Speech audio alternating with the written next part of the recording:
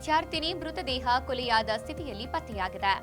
ನಗರದ ಹೊರವಲಯದ ಗೋನೂರು ಬ್ರಿಡ್ಜ್ ಬಳಿ ಖಾಸಗಿ ಜಮೀನಿನಲ್ಲಿ ವಿದ್ಯಾರ್ಥಿನಿಯ ಮೃತದೇಹ ಪತ್ತೆಯಾಗಿದೆ. ಕೊಲೆ ಮಾಡಿ ಪೆಟ್ರೋಲ್ ಹಾಕಿ ಸುಟ್ಟಿರುವ ಶಂಕೆಯಿದೆ. ಮೃತದೇಹವನ್ನ ಜಿಲ್ಲಾಸ್ಪತ್ರೆಗೆ ತರಲಾಗಿದೆ.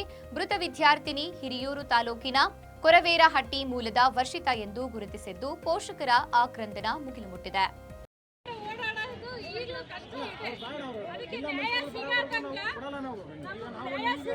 ಶಾಂತಿ ಸುವ್ಯವಸ್ಥೆ ಕಾಪಾಡಬೇಕು.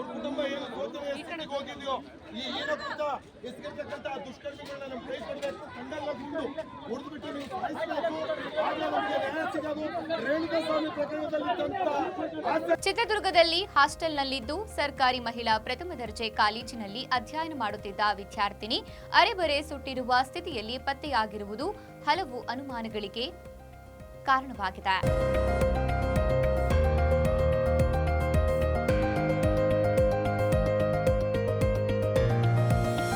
ಘಟನಾ ಸ್ಥಳಕ್ಕೆ ಜಿಲ್ಲಾ ಪೊಲೀಸ್ ವರಿಷ್ಠಾಧಿಕಾರಿ ಭೇಟಿ ನೀಡಿ ಪರಿಶೀಲನೆ ನಡೆಸಿದ್ದಾರೆ. ಶ್ವಾನದಳ ಬೆರಳಚ್ಚು ತಜ್ಞರು ಭೇಟಿ ನೀಡಿ ದಾಖಲೆ ಕಲೆ ಹಾಕಿದ್ದಾರೆ. ಚಿತ್ರದುರ್ಗ ಗ್ರಾಮಾಂತರ ಪೊಲೀಸ್ ಠಾಣೆ ವ್ಯಾಪ್ತಿಯಲ್ಲಿ ಈ ಘಟನೆ ನಡೆದಿದೆ.